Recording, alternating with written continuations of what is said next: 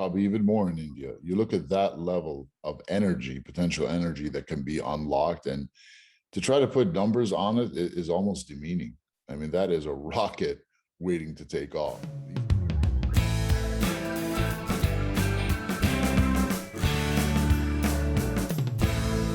Good morning, good afternoon, and good evening to everyone, depending on where you are.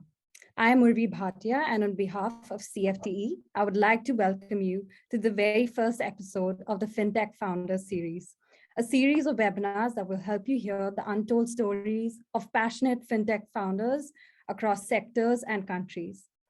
It is my pleasure to introduce you to our host, Ronit Gose, the Global Head of Banking, Fintech, Digital Assets at Citi Global Insights, and Gaurav Dhar, the CEO of Marshall and MENA Fintech Association board member, who will deep dive into an exciting discussion with Ray Youssef, the CEO of Paxful, a leading P2p crypto company in Africa and Asia.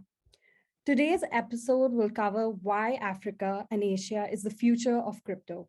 So get ready to hear more about Ray's inspirational entrepreneurial journey and also get a better understanding of why Africa and the global South are shaping the future of crypto and finance. At the end of the session, we will open the floor to questions.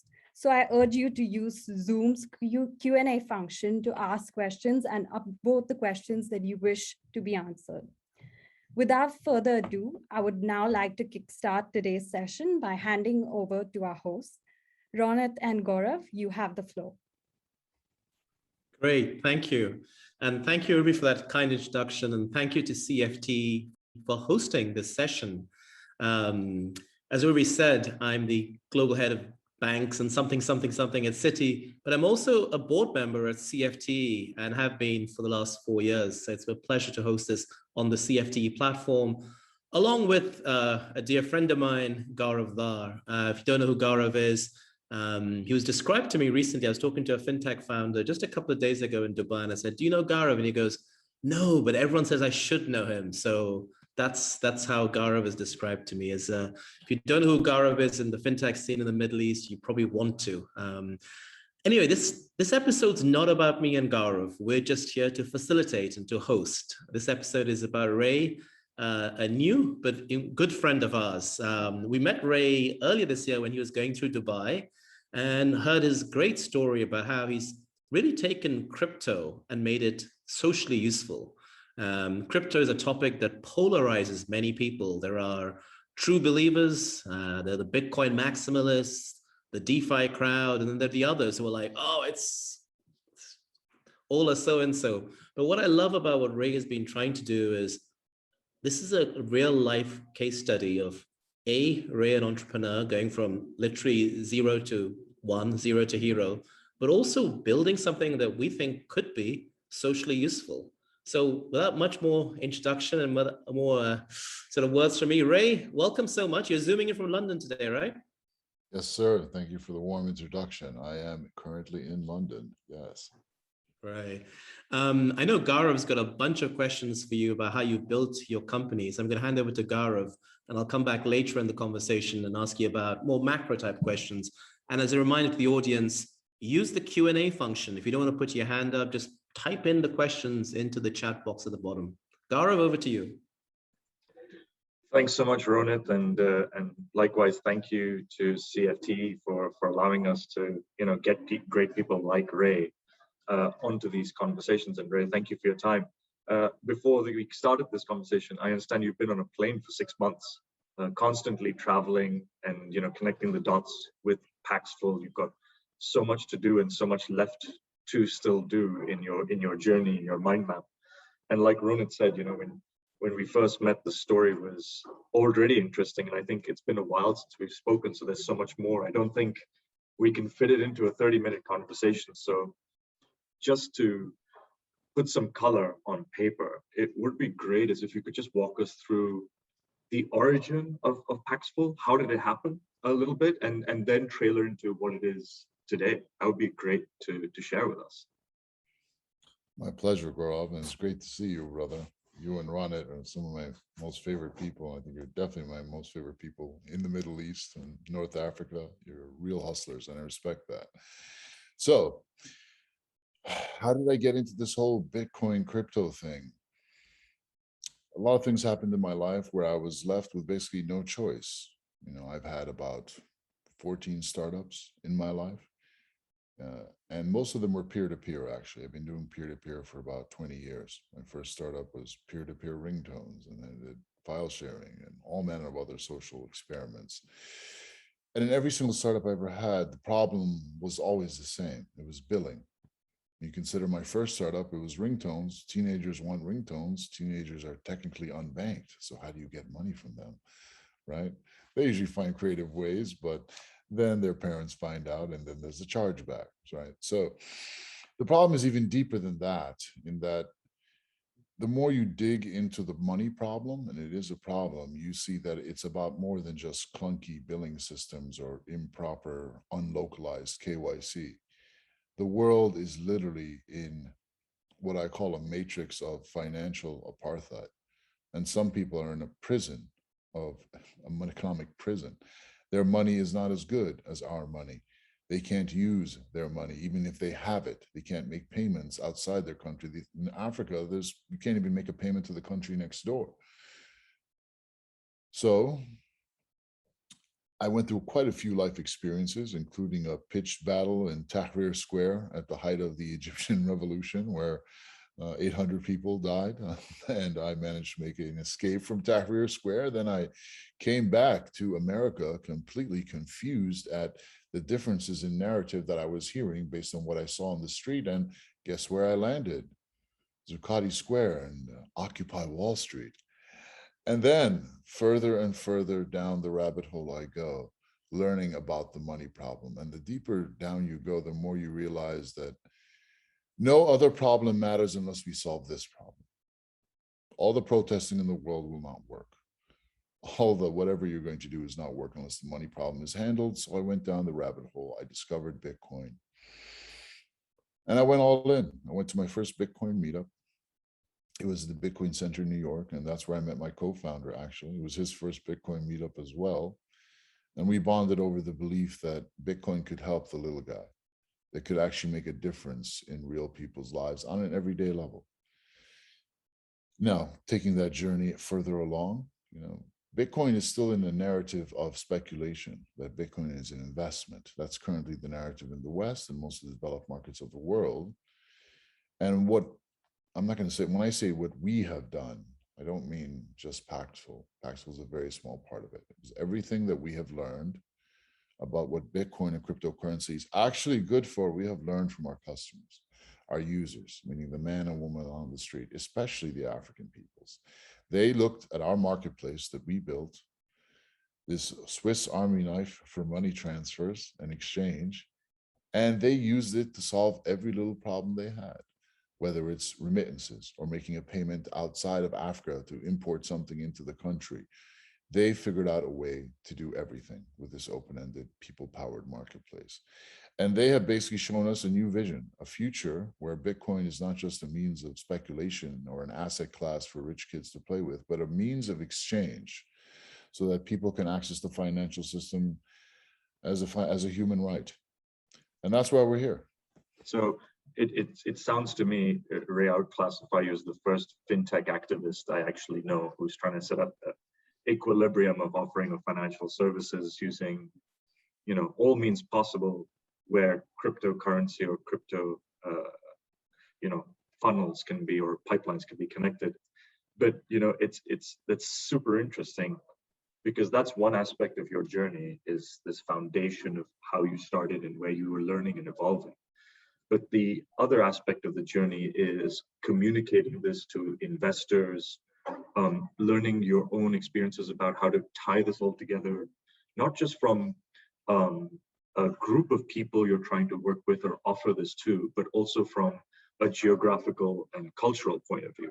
Could you walk us through some part of your journey about how you evolved on the technology side and how you evolved in your approach, maybe from a different geographical, cultural approach to the markets that you're currently servicing?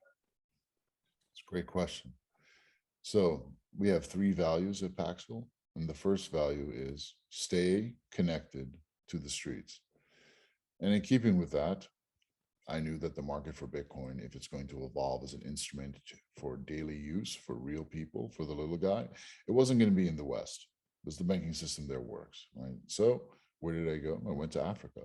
I went to Nigeria. I went to Kenya. I went to South Africa. Nigeria especially has extreme problems with money. I'll give you guys some examples. First, in Africa in general, there's 2,000 payment networks, not just banks, but every mobile wallet, etc. Only 3% of them actually talk to each other. M-Pesa is the largest mobile wallet in Africa. They have become synonymous with mobile money, and they exist in 7 countries, started in Kenya, but now you can get an M-Pesa account in Ghana as well, let's say.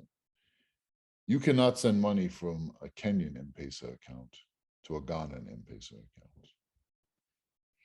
And that's just a small example of the limits people have. In Nigeria, you can't use more than $100 a month on your debit card to purchase something online. If you want to send money out of the country, it's an absolute nightmare. If you want to send money to the country next door, say Cameroon, you're better off putting money in a suitcase and getting on a plane. All these restrictions within the continent, within their own country, are exacerbated even more so with the restrictions put on these countries from the outside. For example, all these governments, including Nigeria, etc., want to keep as much foreign currency as they can inside the country to keep up the value of their currency, meaning there's less foreign currency for their citizens to make payments outside of the country, whether it's someone buying a car in Detroit, sending it back home to Nigeria and selling it. They couldn't do that. It's extremely difficult to do that. They do not have the access. So once you go there and you talk to the people, you connect to the streets and you see the problems that they have, it becomes evident what the world really needs. And that's what we went about to build. Now, how do you explain that to investors, right? That's the thing. When they ask me, describe Paxful in one word, barter for money. It really is barter system for money. And in this case, the cryptocurrency, whether it's Bitcoin, Ethereum, or USDT, is just kind of a clearing layer to almost magically convert or translate these forms of money into other forms of money. For example, if you were to buy some Bitcoin with a gift card, great, you can then take that Bitcoin and sell it for another gift card, or a bank transfer in Cambodia, or a PayPal deposit in the UK, or an M-Pesa deposit in Kenya. So if you think about it, it's kind of a universal translator and transporter of money as well. Going deeper down the rabbit hole, you can make references to Hawala, that it's Hawala 2.0. For viewers that are unfamiliar with Hawala, Hawala is the Arabic word for money transfer. And the history of Hawala is very interesting because it started from a problem about 1400 years ago. The Roman Empire did not allow agency. You had all these international and global traders trading on behalf of each other, buying carpets in Persia, selling it in Milan for wine, taking the wine to Vienna, wherever it might be. And people couldn't trade on behalf of each other. There was no agency allowed, meaning international business is very hard. So these traders, who were Muslims, they got together and they made an international kind of money network. We're like, hey, you give me the money here, and my friend or brother over there in that other city will give your mother the money in exchange, and we'll settle up between each other, right? They made it work because they kind of had an immutable ledger that bound them together in a deep brotherhood. You could say it's the Quran in this case. But now we have another immutable ledger. It's called the blockchain, specifically the Bitcoin blockchain, that allows us to extend this magical network of money friends to everyone, regardless of their religion or where they might be. I can keep going down this topic, but I think I'll stop it there and let you ask more of your brilliant questions. I love it. I'm gonna hand over to Ronit, and I'm so glad we're recording this because this is a history fintech lesson all at the same time. So Ronit, over to you, and thanks, Ray. Yeah, I didn't think we'd cover Hawala networks in the Roman Empire so early, but this is great. For the folks on the line who are listening in and haven't used Paxful or don't know how P2p Crypto works, Ray, unpackage it to us. So walk us through one or two like classic transactions. What are people doing? Are they basically trading Bitcoin on your platform? Are they moving money? What are they doing? And how does the technology work behind all of this? Okay, so I'll take it from our user journey, meaning me and my co-founder. And we were homeless in New York 7 years ago, and then we got this phone call. It was like 3 o'clock in the morning, and there was this American lady. She had a thick Louisiana accent, and she was screaming into the phone in a state of anxiety and desperation. She needed this Bitcoin, Bitcoin. She didn't even know what Bitcoin was. She could barely pronounce it. She was down to her last $13, and she needed to buy some Bitcoin to post an ad on a classified site that lost their merchant account with Visa and MasterCard, so they had to accept Bitcoin. The problem was this lady was unbanked. This was an American lady that did not have a bank account, did not want one, never had one actually, and she needed to get some Bitcoin. No one could help her. She was extremely flustered and frustrated, angry, because she spent 9 hours probing the internet trying to find a way to help get some Bitcoin, but no one could help her. Coinbase couldn't, none of the other brokerages could. So I showed her how she could get some Bitcoin on Paxful with a gift card. And that turned out to be our first killer app, that people, unbanked peoples, could go into a drugstore with cash, buy a gift card. They could go into Paxful and they could essentially sell the gift card code to someone on our platform and get Bitcoins in exchange, usually at a significant margin. But people that don't have bank accounts, they'll choose a high price over no access at all. Right. So I helped this lady get her first Bitcoin, and she got it and she was quite happy. And then we remade our entire process on that basis to help unbanked peoples easily get their first Bitcoin, cutting out all the technical jargon, all that, and making it for the mainstream user. And because we could service them, then the unbanked peoples of the emerging world, Africa, India, etc., came to us as well. And that was our first killer app, onboarding to Bitcoin without a bank account. Anyone could do it, and it was instant. The second you gave that gift card code to that guy, you would get the Bitcoin right away. You wouldn't have to wait for 7 days for Coinbase to release the funds, etc. So that was our first killer app. Buy Bitcoin instantly. It still says it on our website, and that was it. But now there's a lot of people that have Bitcoin. You can buy Bitcoin from a lot of places. So our users, once they got this Bitcoin, very clever, very ingenious peoples, especially the peoples of India and Africa, they started finding things that they could do with this Bitcoin. Most of them, weren't just going to buy, hold it, or trade shit coins. They found ways that they could use it to solve their problems. For example, in 2017, the Nigerian central bank forbid any outgoing wire transfers from Nigeria because they wanted to hold on to all the dollars and euros for themselves. So what were people that were importing cars into the country to do? They typed Bitcoin into a search engine and they ended up on Paxful.com. And guess who was there doing all the support? It was me, the CEO.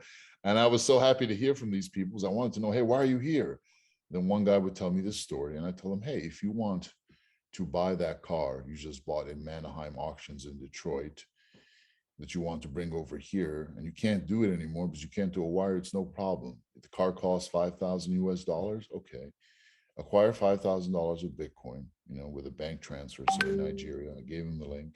And then I promise you, you can take that Bitcoin, you can sell it to someone in the United States and ask them to pay you by essentially paying the invoice for you. So he'll send a payment from his American bank account to the auction house's American bank account, reference the invoice, and boom, your car has just been paid for. You use Bitcoin to jump over that huge international firewall, jump over all the local restrictions, all the global restrictions, and there's nothing illegal about it. You're simply selling an asset you acquired in Nigeria to someone in America, and they are simply lending you their bank account for one day to make a payment.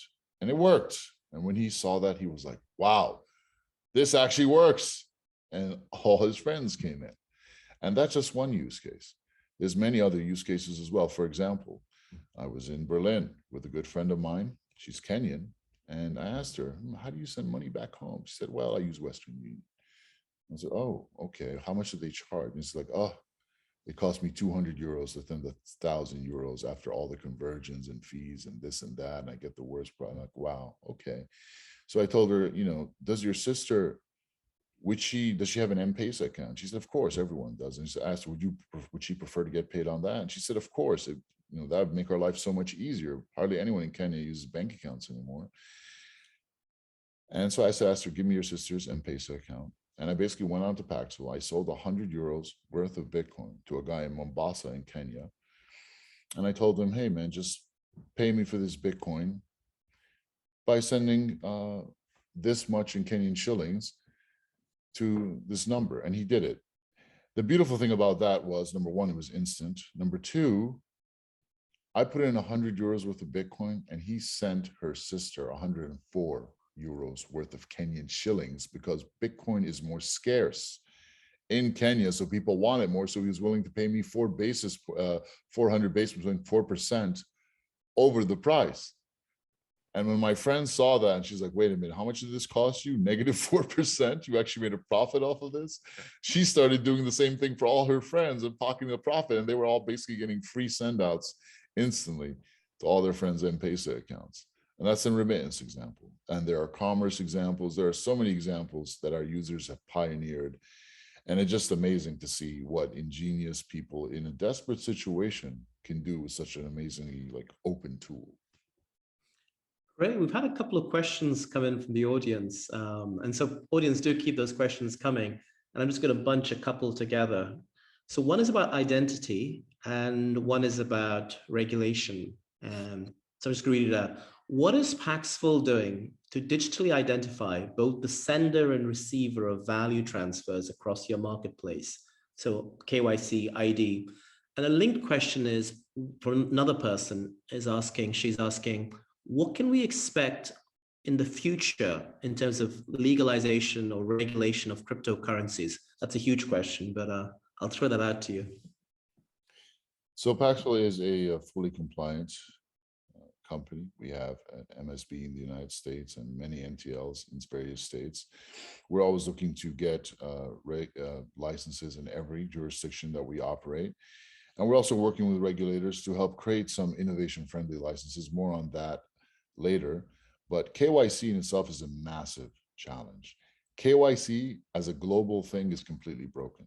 For example, one of the top KYC providers in the world is Jumio, Onfido, etc. These are American companies that are good at reading the ID of Americans and Europeans, much less so when it comes to non-Latin alphabets like Chinese, etc. But their success rate is absolutely pitiful in the emerging world. I mean, now look at Nigeria. There's 5 different types of national IDs there.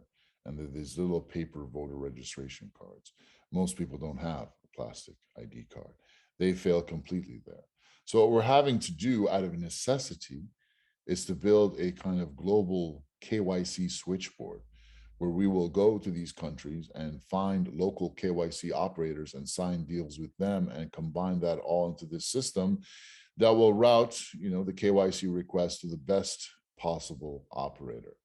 This is a huge project. There's whole companies that are dedicated to just doing this, but most of them really don't focus on the global south. So we are actually leading the way here, even though we really don't want to be having to do this because it's a huge distraction from our core model, but it absolutely has to be done. ID is the identity of banking, and we have to get it right. If you talk to anyone in fintech that tries to deal with the emerging world, they will complain for maybe 10 straight hours about how international KYC is broken. If you want to know our limits are $1,500 on our marketplace on wallets separately for non-Americans and non-Europeans. Americans and Europeans have to KYC from step 0. And I will say that our African users don't want to be anonymous. These are people that are considered invisible in the financial system and they want to become visible. So they're very happy to KYC.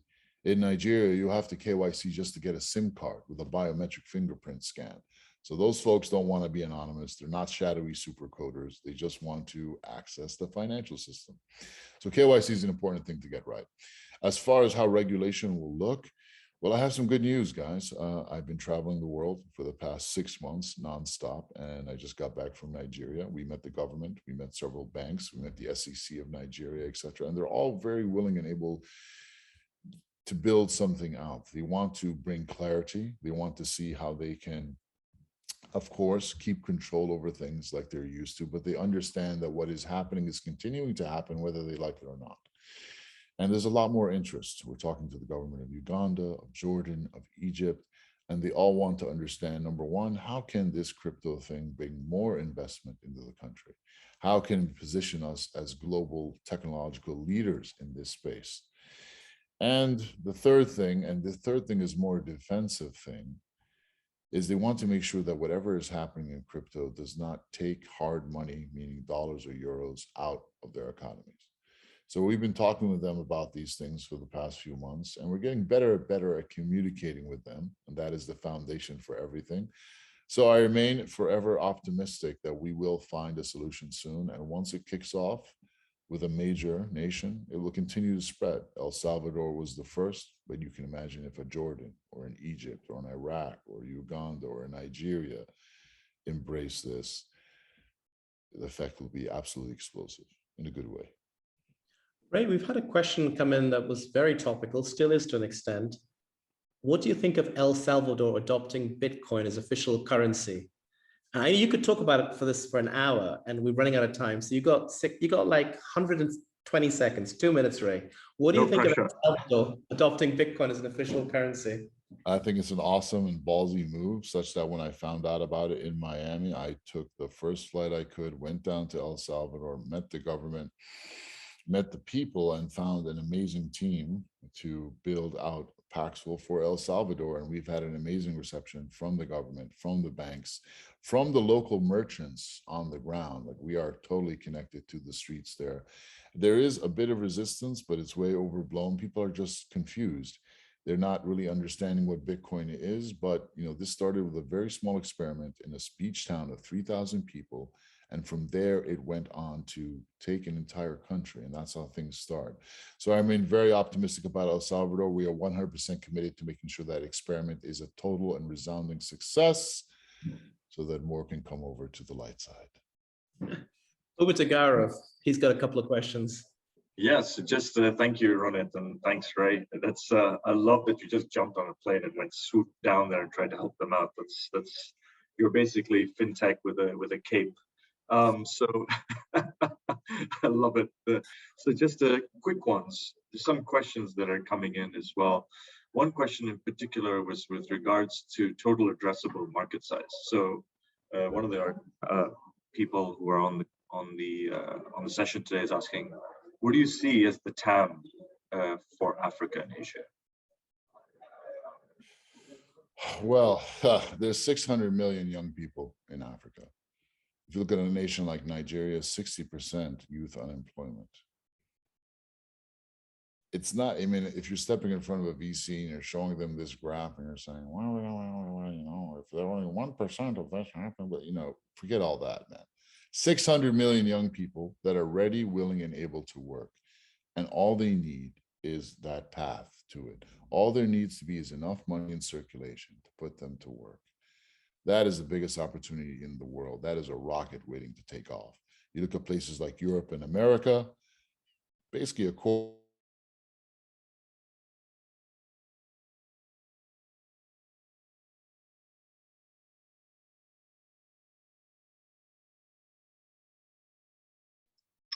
I think we have a bit of a technical hitch here. Apologies.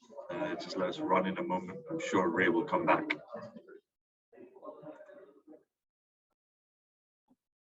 Do we lose Ray?